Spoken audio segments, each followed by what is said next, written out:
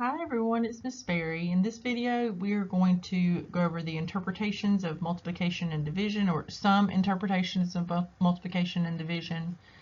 And then I'll give you some story problems, some examples of those interpretations, and then I'll give you the accompanying number sentences that go with those story problems.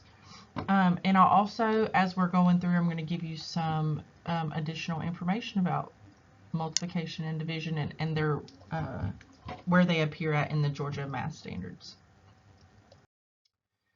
All right, so let's start with multiplication. So we're seeing students building the foundational concepts of multiplication, like equal groups, in as early as second grade, but we're not seeing multiplication formalized and introducing the name multiplication until third grade in the Georgia Math Standards.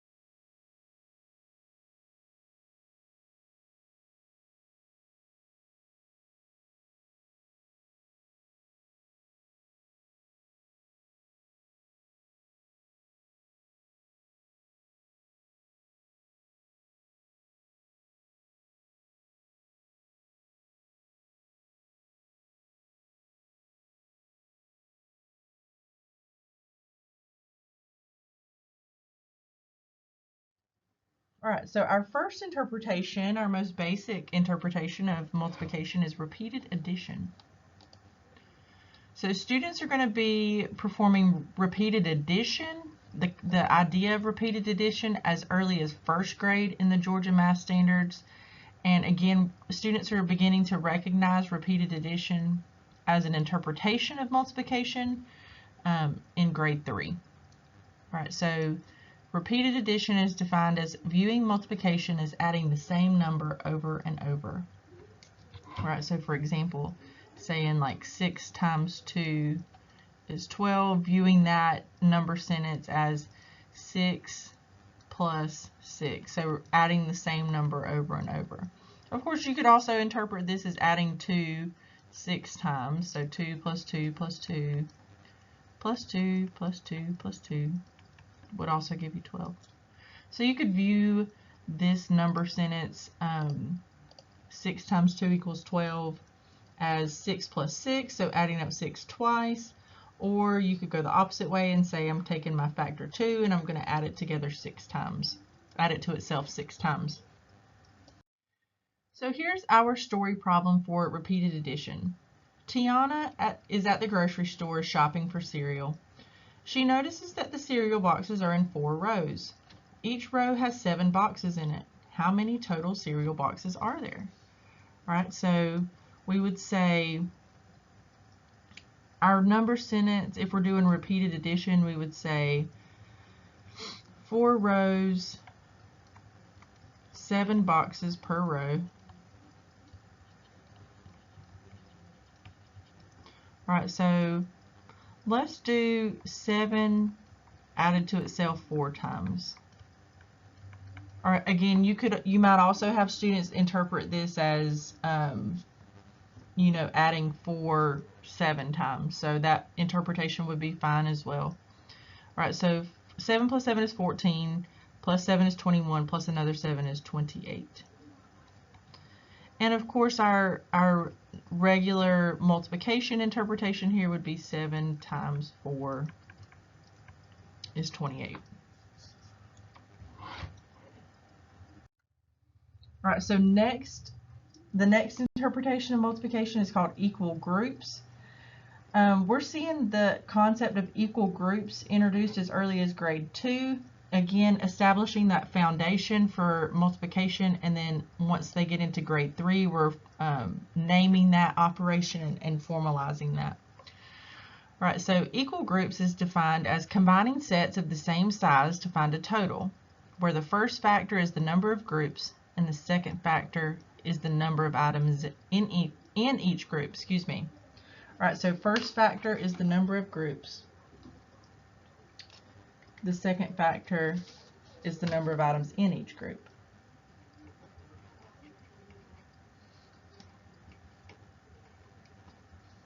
Okay, I was just writing that down to make sure I get the order right. Okay, so here's our story problem for equal groups. Each pack of Gatorade has 6 bottles. Joey buys 4 packs of Gatorade. How many bottles of Gatorade does Joey have? All right, so we're doing our first factor. Let's write this out. Factor times factor equals our product. And remember, they just told us that our first factor is supposed to be the number of groups, or in this case, the number of, we'll say, packs. And our second factor is going to be the number of bottles in each pack. All right, so the number of packs, we said that Joey bought 4 packs. The number of bottles in each pack, they said that each pack had 6 bottles. So our number sentence would be 6 times 4, okay, 4 times 6 equals 24. Sorry about that. 4 times 6 is 24. So Joey has 24 bottles of Gatorade.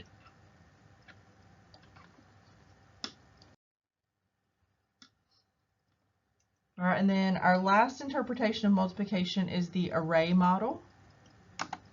So students begin using rectangular arrays as early as grade 2, and again, students are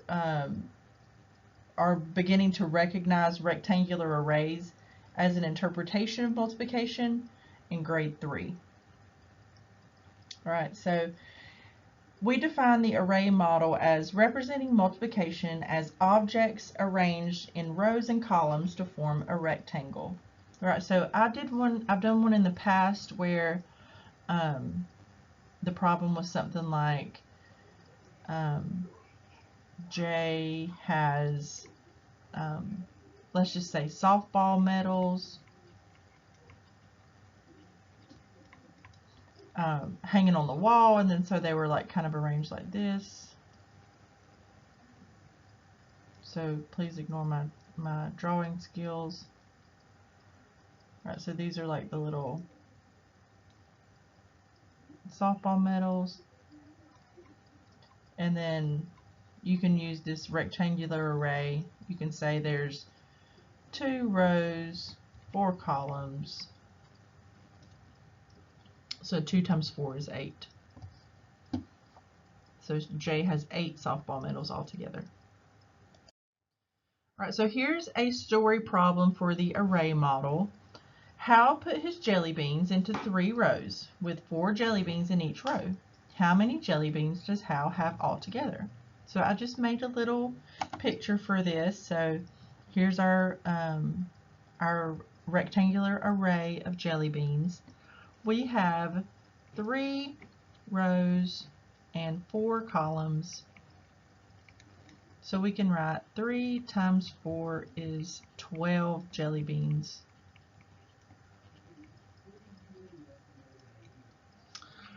Okay, moving on to division. Okay, so we are seeing division in the Georgia Math Standards in 3rd grade. Okay, so let me remind you of some vocabulary words that are associated with division. Our first little equation here, this is if there is no remainder. And then the second little equation is if there is a remainder. Okay. All right, so let me switch over to my laser pointer. Okay, so let's start with the top one. If there is no remainder, we would say the dividend divided by the divisor equals the quotient. All right, so for example, 10 over 2 equals 5.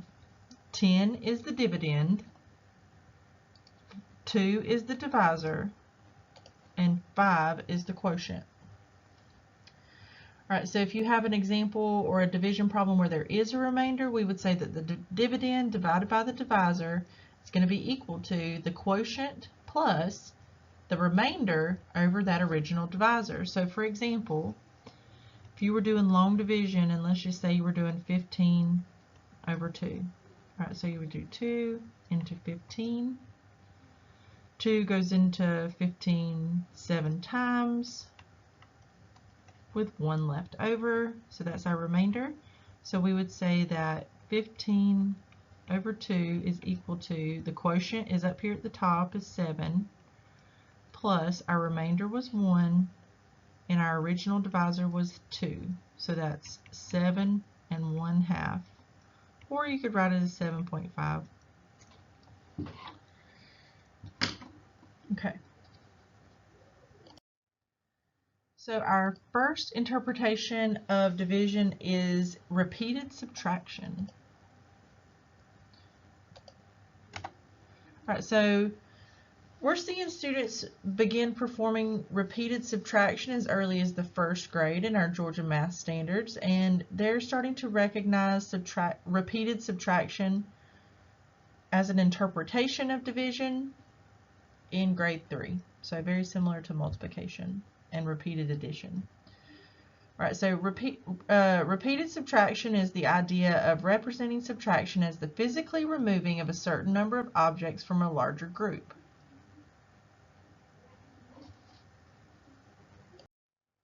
So let's look at a story problem for repeated subtraction. Piper has 24 stickers. She gives an equal amount of stickers to each of her 6 friends. How many stickers does each friend get? So we know that we're taking our 24 stickers and we're going to divide them up equally among our 6 friends.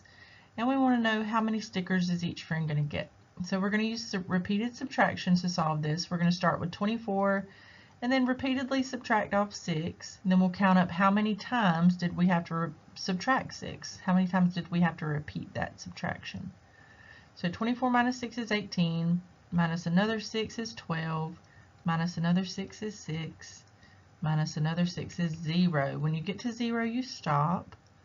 Then we count up how many times we subtracted 6. So 1, 2, 3, and 4. So that tells us that each of Piper's friends are going to get 4 stickers. Let's erase my little question mark here. Each of Piper's friends are going to get 4 stickers.